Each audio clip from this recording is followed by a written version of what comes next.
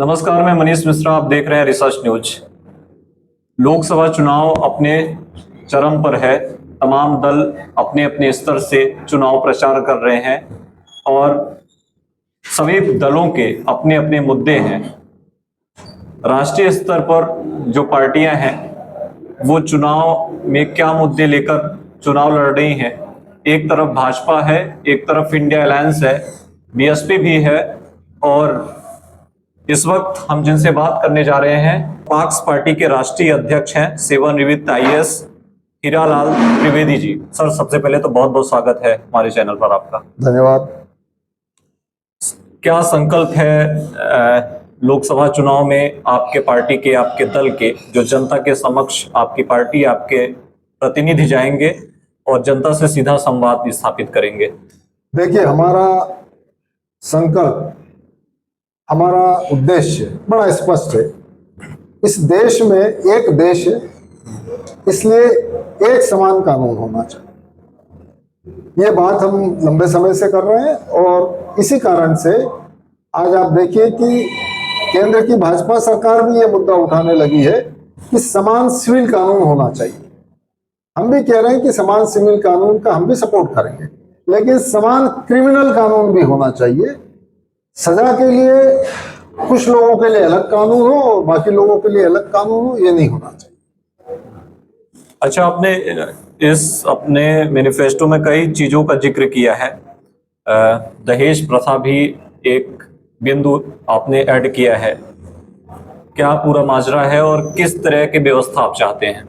देखिए, दहेज प्रथा में हमारा ये कहना है कि दहेज में पहले तो गैर जमानती था, अब तो कुछ धाराओं को उन्होंने जमानती कर दिया है, लेकिन दहेज का कोई भी प्रकरण दर्ज होने के पहले उसकी भी जांच होना चाहिए। ऐसे ही एट्रोसिटी एक्ट है। एट्रोसिटी एक्ट में भी यही है कि 2016 में मोदी गवर्नमेंट ने जो सामान्य अपराध गैर जमानती बना दिए हैं। आप किसी को छू लोगे तो भी गैर जमानती अपराध हो गया, किसी की जाति का नाम ले लोगे तो भी गैर जमानती अपराध हो गया। जो जमानती अपराध है, सुप्रीम कोर्ट ने भी अपना वर्डिक्ट दिया था कि जो जमानती अपराध है उसमें गिरफ्तारी के पहले जांच होना चाहिए। तो हमारा भी वही बात है कि जितने ऐसे जातिवादी कानून है या तो खत्म होना चाहिए, और आप किसी वर्ग विशेष को संरक्षण दे रहे हो तो कम से कम जो जमानती अपराध है, साधारण अपराध है, वो जमानती ही रहना चाहिए। रीवा में लोकल इश्यूज आपको क्या समझ में आ रहा है कि रीवा में किन चीजों की आवश्यकता है जो अब तक के बीजेपी शासनकाल में पूर्ण नहीं हो पा रही? देखिए, ये एक पृथक विंध्य प्रदेश था। 2048 में इसका गठन हुआ था, 1948 में, और 1956 में फिर एमपी में विलय हो गया। उस 8 साल में ये रहा था। उसके बाद अभी 2024 चल रहा है। इतने वर्षों में रीवा क्षेत्र का विकास हुआ है, सड़कें भी बनी है, लोकल विकास भी हुआ है स्थानीय नागरिकों ने। ऐसा नहीं कि विकास नहीं हुआ, विकास हुआ है, परंतु लोगों की आर्थिक स्थिति, जो किसानों की, गरीबों की जो आर्थिक स्थिति ऊपर उठना चाहिए, वो नहीं उठ पाई है। और उसका मुख्य कारण यही है कि सरकार ने केवल जातिवादी कानूनों पर ज्यादा ध्यान दिया है। लोगों के अपग्रेडेशन के लिए, किसानों के अपग्रेडेशन के लिए, गरीबों के अपग्रेडेशन के लिए कोई विशेष प्रयास नहीं किए। इसीलिए हम ये चाहते हैं कि लोकल स्रोतों का उपयोग किया जाए, और जो रिजर्वेशन इन्होंने आर्थिक ये अभी जाति के आधार पर कर रखा है, ये गरीबी के आधार पर, ताकि इस क्षेत्र के सभी वर्गों के जो गरीब हैं वो भी लाभ मिले और वो भी आगे बढ़े। 2014 से लगातार केंद्रीय नेतृत्व भाजपा कर रही है। अभी आपके लोकसभा प्रत्याशी बातचीत मीडिया से कर रहे थे। उन्होंने कहा कि विंध्य प्रदेश पुनर्गठन के लिए हमें उठने की आवश्यकता है। नारायण त्रिपाठी विंध्य प्रदेश पुनर्गठन में उठने की हिमाकत कर रहे, तो उनको पार्टी से ही उठा दिया गया। क्या है इस पर आपका पक्ष? देखिए, भाजपा की अपनी नीतियां हैं। वो जो पसंद करती है या उसका नेतृत्व पसंद करता है, उसके विरुद्ध चाहे सही बात हो तब भी आप आवाज उठाओगे तो मक्खी की तरह बाहर फेंक दिया जाएगा। विपक्ष आवाज उठा रहा है, उनके खिलाफ उन्होंने ईडी लगा दिया, सीबीआई लगा दिया, और सबकी जांच करा के सबको घर बिठाने की कोशिश कर रहे हैं। तो यदि उनकी पार्टी का भी है और वो कुछ करेगा तो उसको भी घर बिठाएंगे। विंध्य प्रदेश ही नहीं, छोटे प्रदेश होना चाहिए। मैं तो मध्य प्रदेश की ये बात कर रहा हूं कि यहाँ पे मालवा निमाड़ का भी एक अलग राज्य बनना चाहिए, विंध्य महाकौशल का अलग राज्य बनना चाहिए, सेंट्रल भोपाल, सेंट्रल इंडिया अलग होना चाहिए। तो जब छोटे राज्य बनेंगे तब सही मायनों में इस प्रदेश का तेजी से विकास होगा। राज्य बनेगा कैसा? क्योंकि अंतर्मन से जब तक हर व्यक्ति ये नहीं कहेगा कि विंध्य प्रदेश का पुनर्गठन हो, तब तक ये आवाज सरकार पर बैठे लोगों तक कैसे पहुंचेगी? देखिए, यहाँ का आदमी तो चाहता है, विंध्य का आदमी तो चाहता है, लगभग कुछ अपवाद छोड़ दे तो सभी लोग चाहते हैं। परंतु वैसी बात है ना कि जब सरकार नहीं चाहती, सत्तारूढ़ दल नहीं चाहता, उसके लोग नहीं चाहते, तब तक जो है वो लोगों की आवाज को नहीं सुनेंगे। यदि सुनाना है तो एक ही तरीका है कि यदि वोट में जो है चोट दी जाए। यदि यहाँ का लोग भाजपा के खिलाफ वोट करते हैं विंध्य के प्रश्न पे, तो निश्चित है अगली बार भाजपा सुनने लग जाएगी। आचार संहिता के पहले एक मुख्यमंत्री को गिरफ्तार करना, उसके आचार संहिता लगने के बाद दूसरे मुख्यमंत्री को गिरफ्तार करना भाजपा के शासनकाल में, आपको नहीं लगता कि इंडिया अलायंस आपके लिए बेहतर विकल्प था?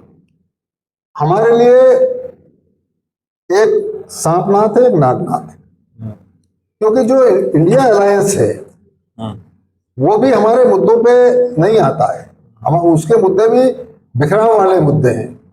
वो खुद ही अपने मुद्दों पे एकजुट नहीं है, इसलिए हम उनके साथ नहीं जा सकते। और भाजपा के साथ इसलिए नहीं जा सकते क्योंकि वो हम बात कर रहे हैं आर्थिक आधार पर गरीबों के रिजर्वेशन की बात कर रहे हैं, हम बात कर रहे हैं समान क्रिमिनल कानून की भी बात कर रहे हैं सिविल कानून के साथ। भाजपा का उद्देश्य कुछ डिफरेंट रहता है, उसको लाभ नहीं देना है गरीबों को, उसको बड़े लोगों को लाभ देना है, इंडस्ट्री वालों को, बड़े इंडस्ट्रियलिस्ट को लाभ देना है, छोटे किसानों को लाभ नहीं देना है। वो तो एमएसपी गेहूं की थी, उन्होंने 2700 रुपए मोदी की गारंटी दी और अब 2400 ही दे रहे हैं। तो ऐसे वो लोग केवल वोट लेने के प्रयास करते हैं, इसलिए हम उन दोनों की जो गलत पॉलिसियां उसका विरोध करते हैं, और जो सही बात है उसके लिए हम समर्थन करते हैं। अरविंद केजरीवाल की गिरफ्तारी बिल्कुल गलत है, उसके पास से एक पैसा जब्त नहीं कर पाए, करप्शन उसके खिलाफ सिद्ध नहीं कर पाए, इसलिए जो है, लेकिन उसको इसलिए घेर लिया कि आपका शराब ठेकेदारों से संबंध थे। समाज में संबंध किसके नहीं होते हैं? पार्टी के लिए चंदा कौन नहीं लेता है? बीजेपी जितना चंदा ले रही है, अभी जो इलेक्ट्रोल बॉन्ड थे, पता लगा बीजेपी ने उन लोगों से चंदा लिया जो घाटे में जा रहे हैं। और तो घाटे में जा रहे हैं तो चंदा क्यों देंगे? ये सब फर्जी कंपनियां बना के, घाटा दिखा के अपनी कंपनियों में पैसा लगवाते हैं, वही पैसा ये इलेक्ट्रोल बॉन्ड में ले लेते हैं, भ्रष्टाचार का पैसा, और ये एक धंधा चल रहा है इनका। आपसे अंतिम सवाल, जो भी पार्टी सत्ता में रहती है सभी कहते हैं कि बेरोजगार युवा हैं, रोजगार की व्यवस्था होनी चाहिए। रोजगार के पीछे, रोजगार ना मिलने के पीछे के जो कारण है, मैं जैसे समझ पा रहा हूं कि जैसे जनसंख्या नियंत्रण, इन सारी चीजों पर अगर हम फोकस करें, ऐसी व्यवस्था बने, उस पर हम सरकार का सहयोग करें और खुद भी दिशा निर्देश दें, ये बेहतर चीज नहीं होगी? हमारा मुद्दा है जनसंख्या नियंत्रण, हमारा मुद्दा है विदेशियों को बाहर करना। मैं पिछले 6 साल से प्रधानमंत्री जी को लिख रहा हूं कि आप जनसंख्या नियंत्रण कानून लाइए। सन 1931 की जनगणना में मैंने आंकड़े दिए हैं उनको कि हिंदुस्तान में 14% मुस्लिम थे। उसके बाद में पाकिस्तान बन गया, बांग्लादेश बन गया, और 2011 की जनगणना में फिर 14% मुस्लिम हो गए। तो यदि आप वाकई जनसंख्या नियंत्रण, और यदि हिंदुओं में भी जनसंख्या बड़ी तेजी से फैली है, इन सबको रोकना है और देश का विकास करना है, तो जनसंख्या नियंत्रण कानून समान रूप से सब पे लाओ और लागू करो उसको, तभी तो आगे चल के ये सब जनसंख्या रुकेगी। दूसरी बात, हम इनको कह रहे हैं कि आप ये कोई अभी वो कौन नेशनल जनसंख्या रजिस्टर ये बना रहे हैं, बड़ा बवाल मच रहा है, मुस्लिम लोग भी विरोध कर रहे हैं, ये कर रहे हैं। हमारा ये कहना है कि आप कोई भी कानून बनाओ, पहली बात तो ये करिए कि जो बाहर से लोग आए यहाँ पे, बर्मा के, पाकिस्तान से और बांग्लादेश से, करीब 3 करोड़ अवैध प्रवासी हैं हिंदुस्तान में, 3 करोड़ रिकॉर्डेड। आप उन 3 करोड़ लोगों को क्यों बाहर नहीं कर रहे हो? सबसे पहले तो 3 करोड़ लोगों को बाहर करिए ना। एक आदमी बाहर नहीं कर पाए। हिंदू मुस्लिम लड़ाते हैं लोगों को, एक आदमी बाहर नहीं कर पा रहे हो, करिए ना उनको बाहर लोकेट करके। तो ये केवल बात करते हैं बड़ी बड़ी, करते कुछ नहीं।